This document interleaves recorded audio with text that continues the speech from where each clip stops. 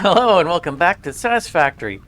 My name is Okada, and today we are going to return to the steel area and finish what we started last episode.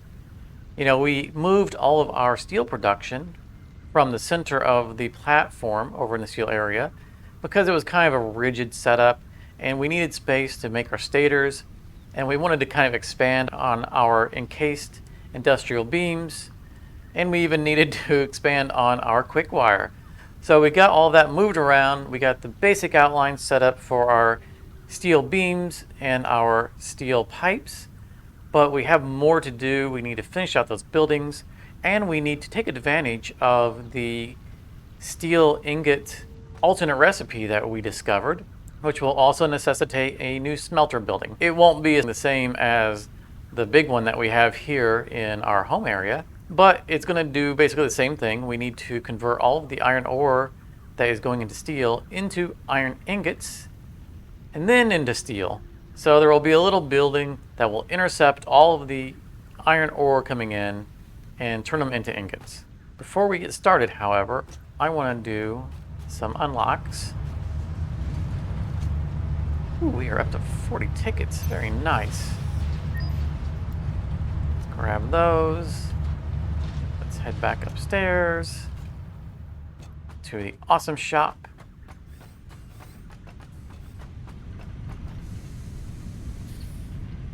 We're going to grab the Ficsit roofs. We are going to grab the tilted walls, the inverted and regular ramps. Let's see here. I think that's all we want. Oh, no. Foundations. Let's go ahead and get the double ramp pack. We can do this manually, and we have. Just stacking ramps, but it will be more convenient. And I think that's all we want. Oh, ladders. Definitely ladders. Let's grab the modern catwalks while we're at it. I think we got the spare. 28 tickets. That's a fair amount, but that's fine. We can afford it. And we'll put the extras away. So we have 23 left over. That's nice. Okay. All right, let's get to the steel area and get started.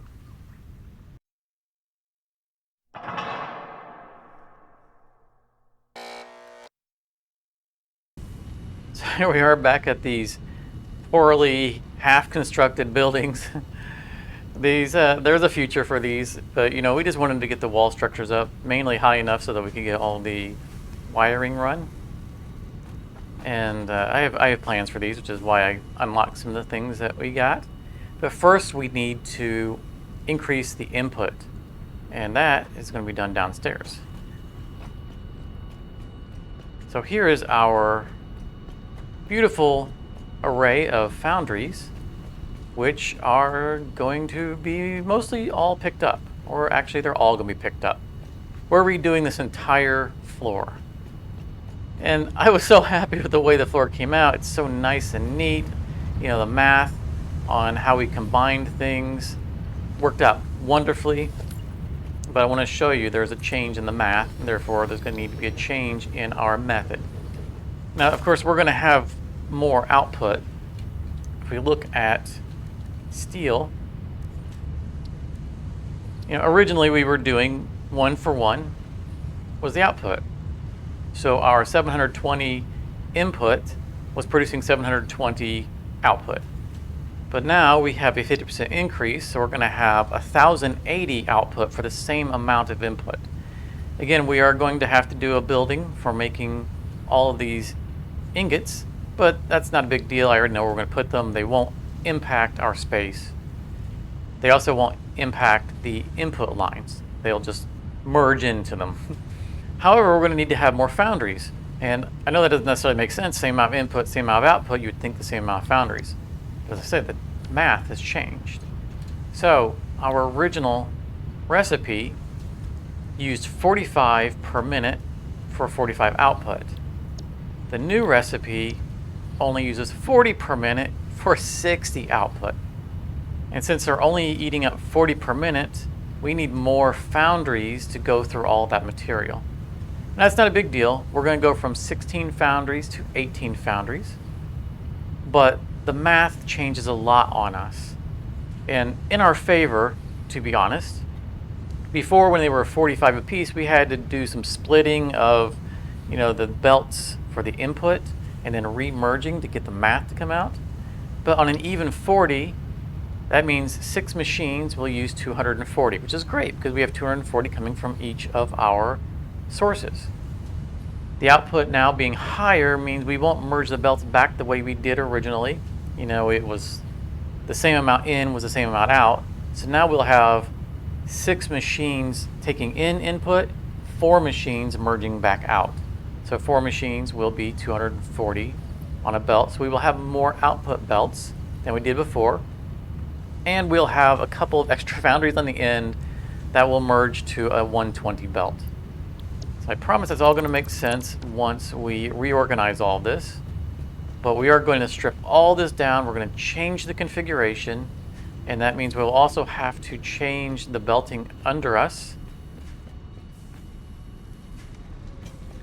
All of this is going to have to go. And yeah, I really liked the way this came out. It was nice and clean. It was clever. And it prevented our need to underclock any machines. This was quite an accomplishment, and I was proud of it. But it doesn't fit our needs anymore. So I'm going to actually get to draining all these lines out. We're going to put up a smelter building to start turning this iron ore into iron ingots. And then we're going to tear all this out. We're going to tear all this out, and we're going to rebuild all of it. Now, I'm going to try to do as much of it as I can kind of live and minimize the time lapsing because I want you to see what we're doing. So we'll see how it works out. I think I can probably time lapse this floor. But first, we're going to start with the smelters. And I've chosen a location. Let's see here. Let's go 6 out plus 1. Oh, no, 6 right there is fine. No, we need plus 1. Right. 5, 6. Okay. 1, 2, 3, 4, 5, 6 will probably be all we need because what we're going to do is we're going to do a 4-wide smelter array, back-to-back smelter array. And that's because we need, let's see here, we need 8 smelters for 240 output, which is 1 belt, and we'll need 3 floors of that. So 24 smelters. And we're going to leave the first block as incoming space for, belting and whatnot. And we'll just start this one off right here in the middle. Grab ourselves a smelter. Get a little bit of breathing room there. And this way we can get all of our spacing down. And we're going to turn that into a merger. Actually, we're going to go the other way because we are going to probably wrap it around and come out this side. That's all we need for how we build these things. 2, 3, 4. Usually best to place the machines first so that you know what the spacing is for your splitters and mergers.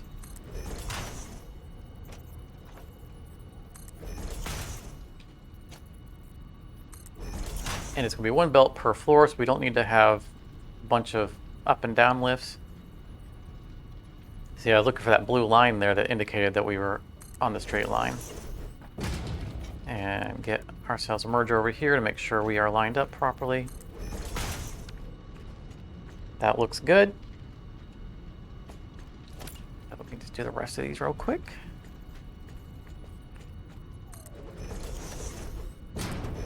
So I want to try to minimize the time lapses in this one, just to kind of give you guys a little bit more of a live view of what I do.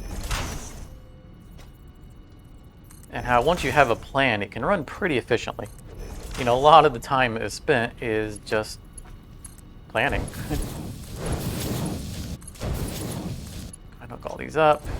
We're going to go to a Mark III belt for the main line itself.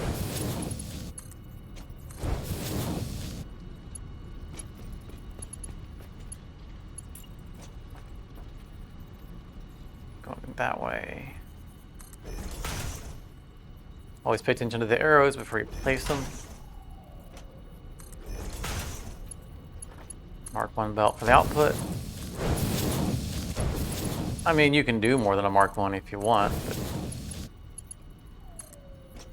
not necessary. Boy, that feels like that's going the wrong way. No, that's right. That's right, because we're going to wrap it around the room. Then we just need to connect them. So we center, offset by 2 for our 90-degree turns. Center, offset. Mark III. Oh, we're a little too close. Get back that up a bit. We got the space, we can work with it. Actually, what we could do... Yeah. No, this is the best way of doing it. And we can run it on the ground if we really wanted to. I like using these off-the-ground poles, because if we have to run around the building for any reason, we don't have to trip over conveyors so much. And then, don't forget to connect our inputs, which is Mark III for in between, Mark I.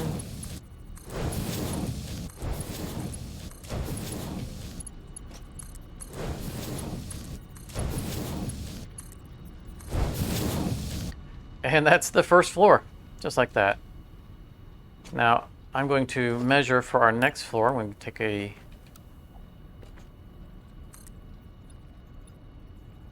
four-meter foundation. I'll put a 1 meter on top. And that's going to give us room for our striping that we do between floors on the exterior. And rinse and repeat. And all 3 of the floors will be identical. And then after we get all this running, we will kind of define where our belts are going to come out and merge back up. So we might do some belt lifts between floors to get our outputs in a better location, or merging back with these belt lines. But beyond that, we won't have to do much of it. And you just add some walls and some conveyors and slap on a little paint, and magically the entire building's done. Also, don't forget the wiring. Wiring's important. Yeah. You can see it's not too difficult once you have, the layout in mind and you get the, rhythm in place. And then just kind of rinse and repeat to get some of these, basic functional buildings going.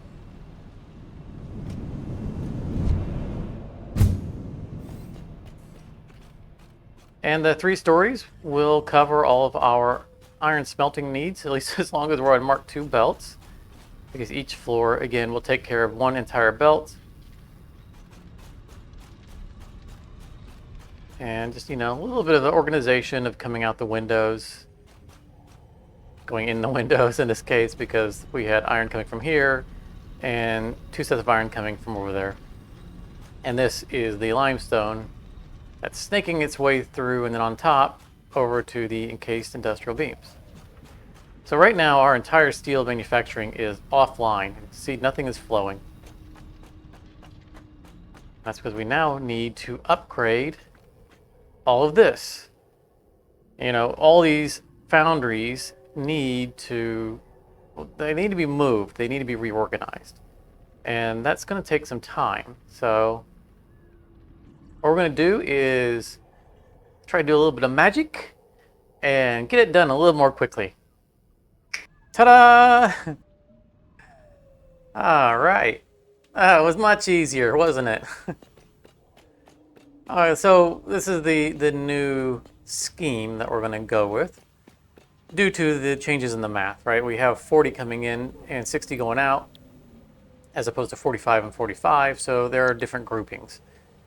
We have 240 coming in on a belt for the raw material, which means at 40 per machine, that's 6 machines for one input belt. But at 60 output, that means it's 4 machines for output. So that's how this is organized. We have 18 machines as opposed to 16. And the math is just so much nicer. We don't have to do any weird merging or anything of the like. So we'll have 5 belts now, if we can find our way through the forest here. 4 of which will have 240 per minute. And then we have 2 machines left over at the end, which combined for 120 per minute, which is absolutely perfect. So we'll still have a 240 going in up to our steel pipes, which is the 8 machines we already have up there. And we'll have a 120 that will go up for 4 more machines. And with the steel beams, we have these 3 belts supplying 240 apiece, because remember, the steel beams eat up twice as much steel for the same amount of machines. So I said 3 going in, that one right there is going to the pipes, but this right here will be a third one up here. So these 2 right now will cover the 8 machines we already have, and this one will bring 240 up for 4 more machines. So we're adding 4 more machines to each building, and the math comes out exactly perfect. But that means we also have to redo the entire belting for the input downstairs. So let's run down there and, oh look, the upgrade fairy has visited our downstairs and already done it for us. Well, that was pretty nice of them. So as we mentioned, it's going to be 6 inputs per. So the iron right here, right? 1, 2, 3, 4, 5, 6. We no longer have to do an overflow from a smart splitter because it all comes out exact. 1, 2, 3, 4, 5, 6, and it just wraps around a little bit. Same goes for the coal. Very nice, very clean, all ready to go. All we need to do is turn it on, and we should start getting steel ingots flowing again. Of course, now we'll be producing 2 mini steel ingots for our current production capacity because we don't have the machines to use them. So our next goal will be to make these buildings finished and get the extra machines online and determine where we're going to bring up the extra output. But I have a design already in mind, and I think these buildings are going to come out pretty nice, a little unique compared to our other buildings, which is why we did some of our unlocks earlier in this episode in preparation for these buildings. So let me find a good angle. Maybe we can do a very quick time lapse. Should only be very brief because it's 4 machines per and finishing off the buildings, and we can get this whole thing turned back on.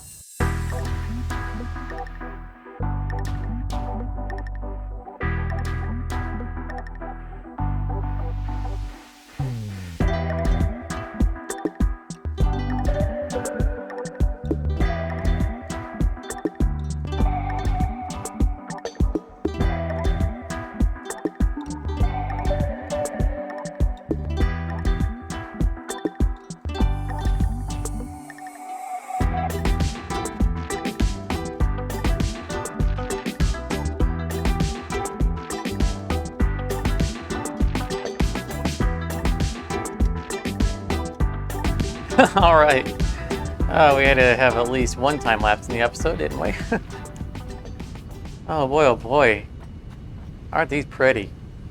I am so pleased with all the new stuff that we can do with these ramps and inverted ramps and the roof textures. Oh yeah, these are pretty. It's pretty. I'm so happy with this. So happy indeed. As you can see, I went through and kind of restored our paint theme from before we took down all the steel. The inputs are on blue and black, and the outputs are on black and red, or vice versa, red and blue and black and blue. It's not always, I think the secondary color here is blue so that the highlights are blue. And in this case, the primary is red. But yeah, we added some lights, and as you can see, we've wired everything up, turned it all on. Product is flowing again. Ooh, almost fell off. And as you probably noticed during the time lapse, I redid the roof a little bit. This is our first time using the roof, and I don't know if you can really tell it from this side. You can't, but the one side of the roof has a kind of a black border on it. Let's get up here. And so if you invert it, they merge, and it looks much better. If that black border is on the outside, it overlaps the wall, and it just didn't look right. And so when I spotted that, I come up here and changed all of it. Also, when I was reviewing the previous walkthrough for the smelter, I noticed that the building was floating a bit. So for my fellow OCD sufferers, as well, I came back over here and mounted these to the ground. So it's no longer a floating building. Well, let's look at this. The color scheme, I love the striping. This is so nice. It came out beautifully. The whole steel area over the past couple of episodes has turned into a proper factory complex, and it's just, I'm so happy with the way it's come together. I also, put a building over the black powder, and it kind of fits with the theme, and then I felt like the concrete walls kind of worked out better for it. And this area here, we're sinking everything that's overflowing, and it might look a little chaotic here, and it is a little chaotic, but all of this really is structured purposefully, and they're merged based on what products are merging can actually get synced, and there's no backup. I might come through here at some point and change this out, but for now we need this, and so we're going to leave it. I think that's about everything for this. Oh, there is one more thing I want to show you guys. So, we had these frameworks that we got along with getting our glass floors. And it makes such a difference here. It's still open because it's meant to be open floors, but yet it feels structured. And this whole thing just came together better by adding these. And we brought them down here as well. I'm very pleased with this. It feels good. It feels solid. And having these steel, structures really makes it feel like it's more sound. So yeah, I added that. I'm always doing little things here and there, and sometimes I don't, remember to show them or just don't get a chance to. But I think we're going to head back to home, and I think we can probably now ship the next tier on the space elevator. Oh yeah, here it is, ready to go. Let's seal it up and send it. I like this animation. I would kind of like it if we did one tier at a time, unlock 5 and then did some more things, even if it was the same amount of products. I would just like to have more of an excuse to send off packages. Back up a little bit here.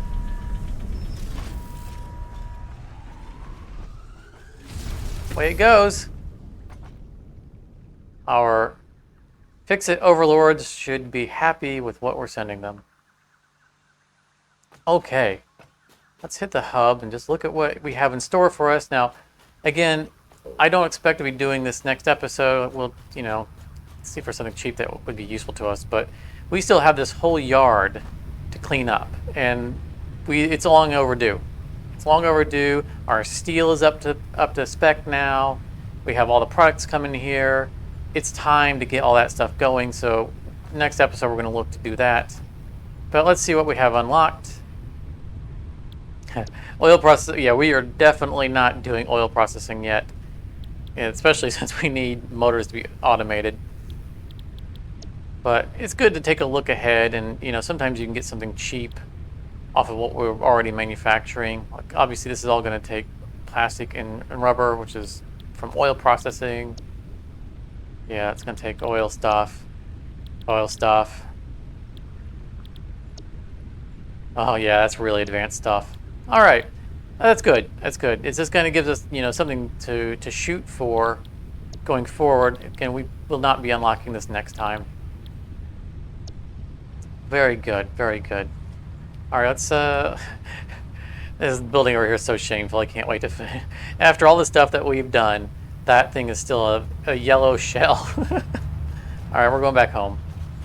All right, here we are, and I think we got a couple of minutes to spare, and so we are going to upgrade our home. Just a couple of quick things here. Probably should leave ourselves something to stand on. Initially when we did this, we said we wanted the fancy catwalks, and they look so much better for our home. This isn't industrial. All right, get rid of that, and we'll have to repaint in a bit.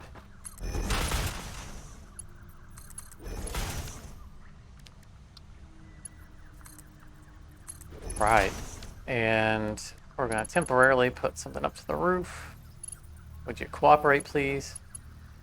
Please? Please? All right, we got to cooperate now. So I had come up here and changed out this roof a little bit when we got the extra shapes. I never showed that on camera, and it'll take our smelter fireplace is backed up at the moment. That's okay. Now, unfortunately, we don't have any kind of roofing shapes that can mimic this. But, that's all right. We can do without. Let's not do that while we're standing on top of it. We can work around it. I do think that, yeah, we're gonna do roofs here.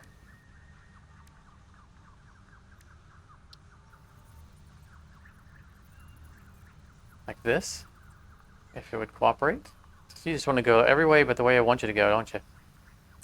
Because we can do this the same, and the coloring is, I think, a little bit more vibrant, because we can repaint the roof. But maybe we'll try this first. This is the roof. I was trying to go for the slanted walls, but you know what? Let's go with the roof after all.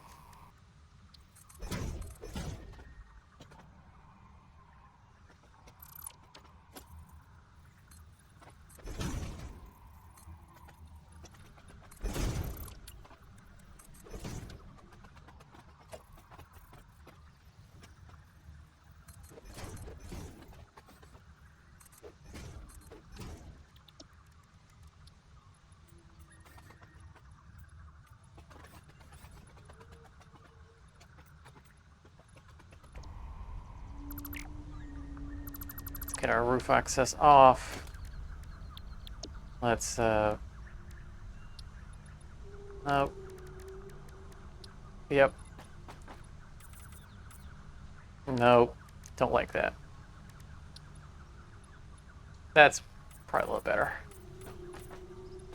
All right. We'll go with that for now. So some upgrades to our home. Very good indeed.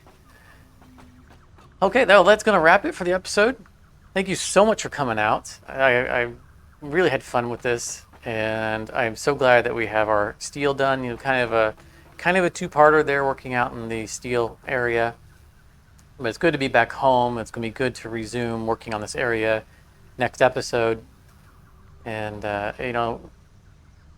benefit from our fruits of our labor, having all those steel products coming this way, and having our stators now coming here so we can actually make motors. Yeah, everything's coming out wonderful. I am so pleased with how things are turning out. But again, that's going to be it. Be sure to, click the like button if you liked it.